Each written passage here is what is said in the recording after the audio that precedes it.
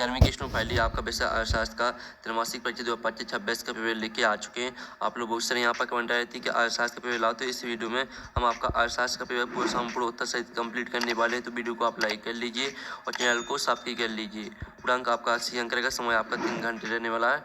निर्देश आता सही प्रश्न करना अनिवार्य है, तो आप निर्देश यहाँ पढ़ लीजिएगा। अब चलिए प्रश्न पहला था सही विकल्प चुनकर लिखिए जो कि आपके 6 नंबर के रहेंगे। तो पहला था जब आंकड़ों को समय के आधार पर वर्गीकृत किया जाता है तो इसे कहा जाता है। तो आपका आता है स्थानिक वर्गीकरण, आता कालानुक्रमिक वर्गीकरण और साथ गुणात्मक वर्गीकरण और दाता इनमें से कोई नहीं। तो इसका राइट आंसर आपका हो जाएगा कालानुक्रमिक वर्गीकरण। ठीक है, आपका यहाँ पर 12 राइट आंसर रहेगा। फिर आपका दूसरा था भारत में योजना आयोग की स्थापना किस वर्ष की गई थी। तो आपका आता 1947, बाद 1948, आता 1949, दाता 1950। तो भारत में योजना आयोग की स्थापना किस वर्ष की गई थी। तो इसका आंसर आपको 1950 हो जाएगा। एंड जो आपका तीसरा था सांख्यिकी के जन्मदाता हैं, तो आपका था मार्शल और बा था आपका एचनबाल और सा था गाल्टन और दाता बाउले। तो यहाँ पर सांख्यिकी के जो आपके जन्मदाता हैं वो एचनबाल हो जाएंगे।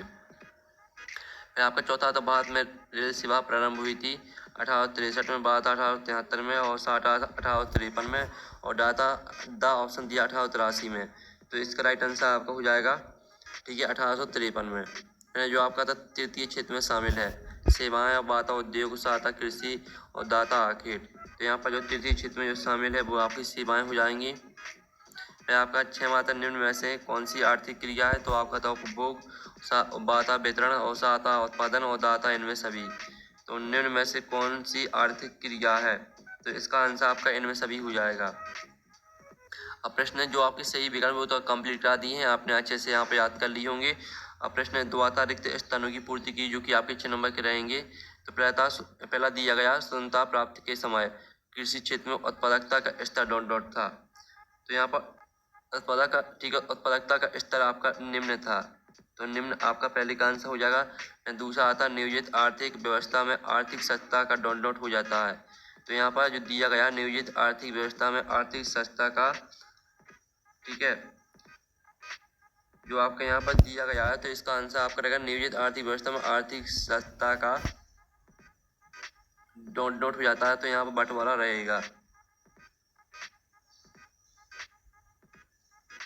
और जो आपका आता है केंद्रीय प्रवृत्ति का सर्वश्रेष्ठ माध्य है, तो इसका आंसर आपका माध्य हो जाएगा। और जो आपका था वर्गीकरण डॉट डॉट का आधार है, तो यहाँ पर वर्गीकरण आपका जो है वो गुणात्मक का आधार है। तो गुणात्मक आपका राइट आंसर हो जाएगा चौथे का। और जो आपका 5वां आता स्वतंत्रता से पूर्व डॉट डॉट उद्योग का केंद्रीयकरण बंगाल राज्य में था। तो इसका आंसर रहेगा जूट। ठीक है, जूट उद्योग का केंद्रीकरण बंगाल राज्य में था। तो आपका 6वां था पूंजीवादी अर्थव्यवस्था में प्रत्येक साहसी अपने लाभ को, ठीक है, अधिकतम करना चाहते हैं। तो इसका आंसर आपका हो जाएगा अधिकतम। इस तरह से आपके जो 6 नंबर के रेगिस्तान वो कंप्लीट हो जाते हैं। आपने अच्छे से याद कर लिए होंगे। अब प्रश्न 3 आता सत का चयन करके लिखिए जो कि 6 नंबर के रहेंगे। तो पहला सूचक स्वयं प्रश्न वाली भरते हैं, तो पहला आपका सत्य रहेगा। फिर आपका दूसरा आता जटिल तत्वों को सांख्यिकी सरल रूप में प्रस्तुत करती है, तो दूसरा भी आपका सत्य हो जाएगा। और जो आपका तीसरा आता समक तत्वों के समूह होते हैं, तो आपका यह भी सत्य रहने वाला है। और जो आपका आता है गुणात्मक तत्वों का सारणीकरण किया जा सकता है, तो चौथा आपका रहेगा सत्य। और जो 5वां आता वर्गीकरण काल्पनिक आधार पर नहीं हो सकता, तो आपका यह भी सत्य हो जाएगा। और जो आपका 6वां आता सरकारी प्रकाशन द्वितीय सम्मक होते हैं, तो ये आपका सत्य रहेगा। तो इस तरह से आपके 70 भी कंप्लीट हो जाते हैं। आपने अच्छे से याद कर लिए होंगे। अब प्रश्न आपका चलाता है सही जोड़ी बनाइए जो कि आपकी 7 नंबर की रहने वाली है। स्तंभ अवबा में आपकी सही जोड़ी दी गई। पहले थी राष्ट्रीय आय की गणना, तो इसको आपको मैच कर देना दादा भाई नौराजी से। दूसरी थी भारत में प्रथम जनगणना, जिसको आपको 1881 से मैच कर देना है।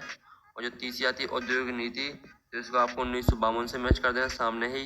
चौथा था राष्ट्रीय विकास परिषद का गठन, तो इसको भी आपको जो है राष्ट्रीय विकास परिषद का गठन, तो इसको आपको 1965 से मैच कर देना सामने ही।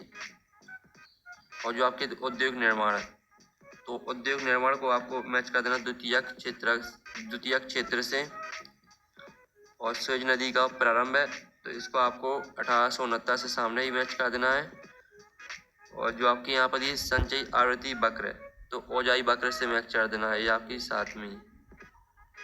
ठीक है। इस तरह से जो आपकी सही जोड़ी वो कंप्लीट हो जाती है। हमने नंबर लिख दिए, कौन में वो कौन सी मैच करनी, तो आप यहाँ पर देख लीजिए। अब प्रश्न 5 आता है, एक शब्द वाक्य में उत्तर दीजिए जो कि आपके 7 नंबर के रहेंगे। तो पहला अनुसंधानकर्ता द्वारा एकत्रित संबंध क्या कहलाते हैं, तो इसका आंसर है प्राथमिक संबंध कहलाते हैं। ठीक है, अनुसंधानकर्ता द्वारा एकत्रित संबंध प्राथमिक संबंध कहलाते हैं।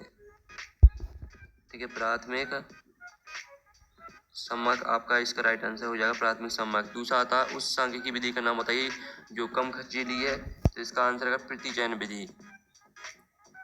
ठीक है, प्रतिचयन विधि।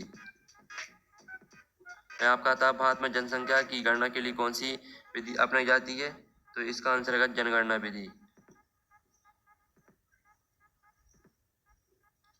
जनगणना विधि आपका इसका राइट आंसर हो जाएगा। और जो आपका था वर्तमान में आर्थिक क्रियाओं का मुख्य आधार क्या है, तो इसका आंसर है उपभोग, उत्पादन, वितरण।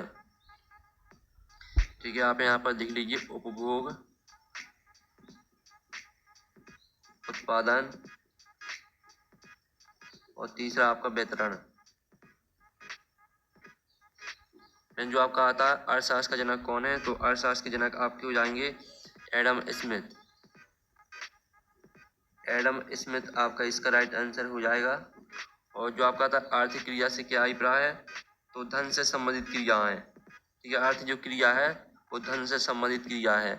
एंड जो आपका साथ में आता है एक वचन में सांख्यिकी को क्या कहा जाता है, तो एक वचन में सांख्यिकी को सांख्यिकीय विधियां कहा जाता है।